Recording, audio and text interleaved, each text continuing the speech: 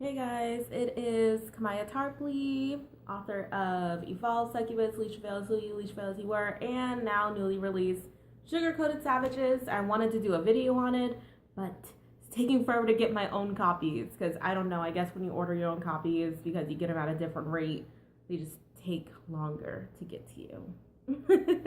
But anyways, today's gonna be a little bit more of a serious video.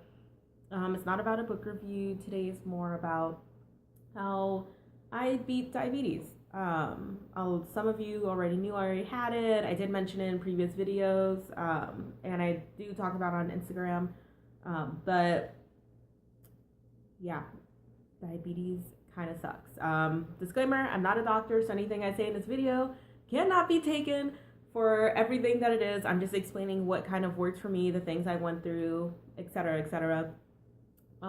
One thing I really want to say is I was diagnosed 3 months ago, in August actually. It's almost 4 months ago.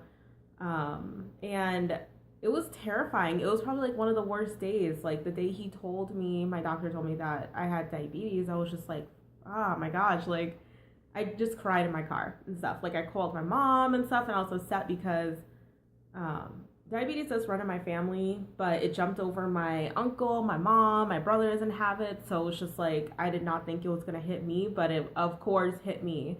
My grandma has it too and stuff, so that's where that came from. But I was just kind of upset because it was type 2, and I was sad because I felt like I did it to myself and stuff. I felt like I knew, there were things I could have done to kind of control that from happening and stuff, but it really sucked. It was a really sad day.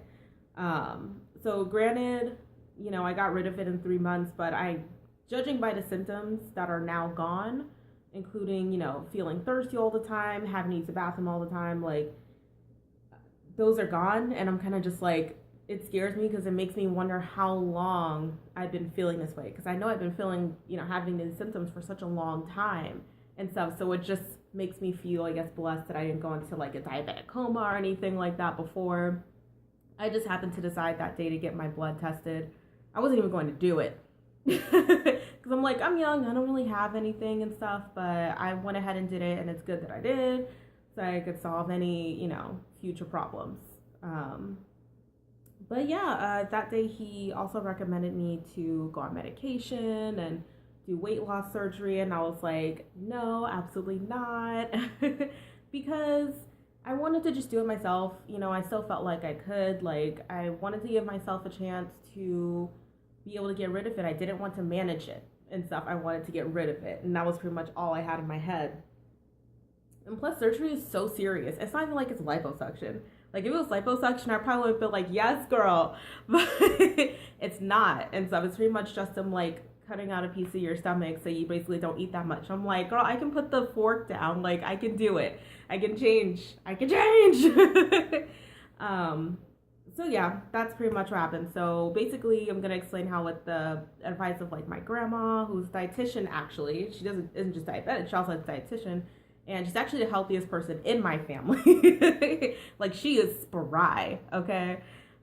With her, with the portion recommendations that were given to me by my doctor and Pinterest, actually, I cured my diabetes. First, I want to say, it's like 4 minutes into video now. I'm like, the biggest misconception with diabetes is that you get it by like eating fried foods and fast food all the time. Like, people were pissing me off when I started telling them about like diabetes. They're like, yeah, all you have to do is just not eat fast food. I'm like, I don't and stuff. I really don't, like, very rarely and stuff. Like, I may like joke about it and stuff on like social media, but I really don't eat fast food like that, and I really don't eat fried foods. So it just wasn't making sense to me. There is, like, as I mentioned before, like, it runs in my genes and stuff, so I'm always going to be hypersensitive to it. But the fact that carbs and glucose absolutely play like a huge part of it and stuff, like, no one ever taught me about carbs and stuff. Like, no one. I had no idea you couldn't eat a lot of pasta.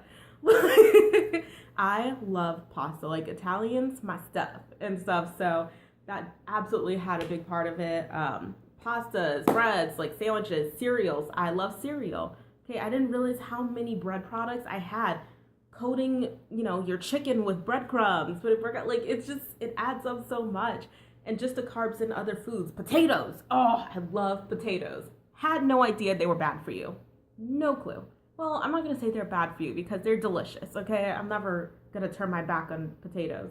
I mean, I kind of had to to get rid of it and just do sweet potatoes, but they're delicious, and I just had no clue. So definitely, it's worth it doing the research and looking into the stuff that you buy and seeing like the carb content, sodium content, sugar content, because you never know. You think you're buying something healthy because it says it's healthy on the box, but they're just a bunch of liars, okay? Bunch of liars. Okay, next, the emotional effects. I was in a pretty bad depression over this. It stressed me out and stuff. It stressed me out to my max and stuff. And like, if you guys ask any of my friends, they'll be like, oh, she has no soul.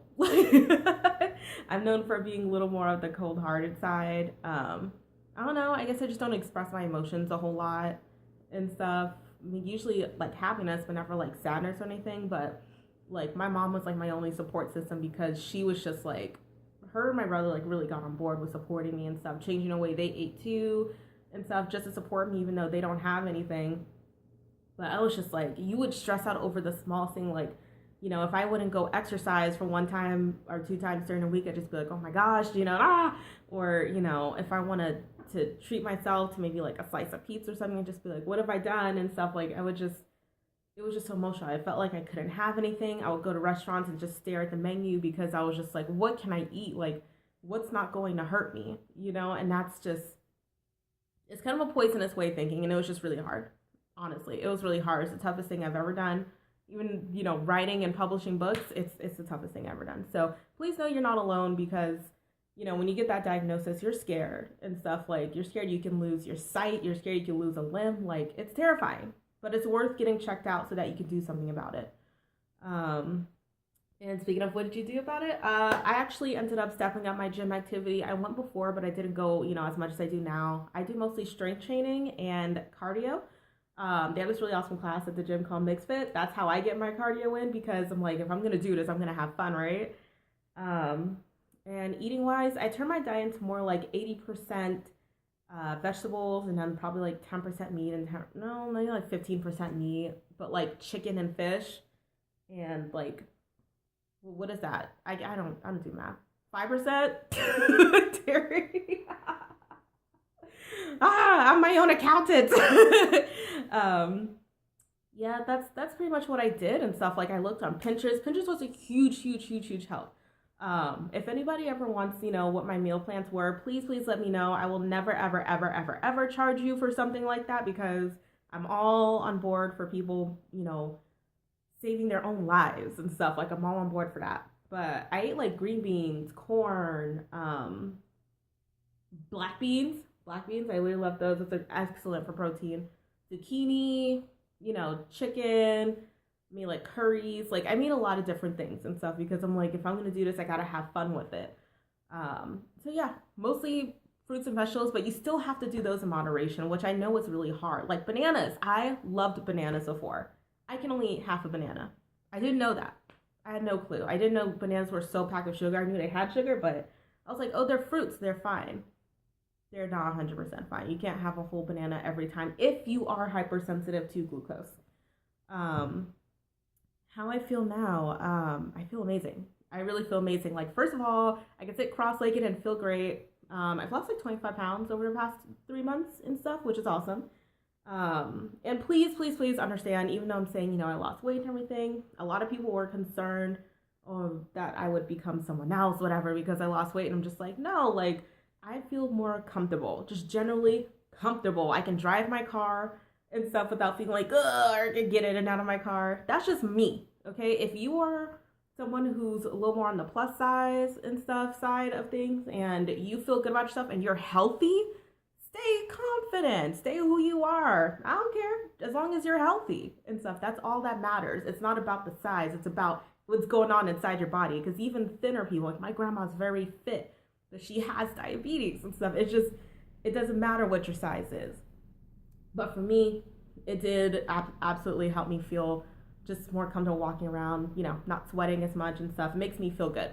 And for me, it helps, with my blood sugar and stuff. blood pressure, blah, blah, blah.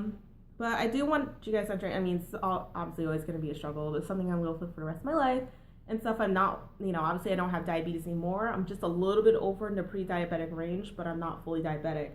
But soon I'll be out that pre-diabetic range. It's only been 3 months, so as long as I keep doing what I'm doing, that'll be good. But, I mean, it sucks that it's always going to have to be in the back of my head that one day I probably am just going to I am going to be diabetic fully, probably when I'm older, because I'm going to do this for as long as I can. I'm going to try and just meal prep. Almost forgot that. Meal prep containers. Those are fantastic for helping you. Portion control, your meals are done. You have no reason to go get food. That was like my thing, because I would get like lean cuisines, make calendars. Those are all crap for you. I'm just going to let you know right now. When you look at the back of those contents, they're terrible. Absolutely invest in those. They're amazing. You can make fresh food and then freeze it. It's just so convenient. You never have to be like, I don't have food, because yeah, you do. Don't try and lie to me. And if you're a loved one, and you see your loved one struggling with diabetes or not taking it seriously, help them take it seriously, because there's no reason why they should have to go blind because they couldn't just eat some green beans. Like, for real, help them. It's a struggle. It's very hard, and it's very easy to give up. Support them, please, and support yourself. You want to live for yourself. Like, for me, I want to live for myself. I want to live for my family. There's 100 different things I want to do in this life, and I wasn't going to let diabetes hold me back. So you can do it. I'm not going to say it's 100%. Do whatever I do to, lose it, because, again, I'm not a doctor, but try. At least try to make it easier for yourself. But, yeah, that's it. This video is so long. Thanks for sticking in with me. And, yeah, Sugar Coated Savages is available on Amazon, so please go ahead and grab yourself a copy. And, running out of time. Bye.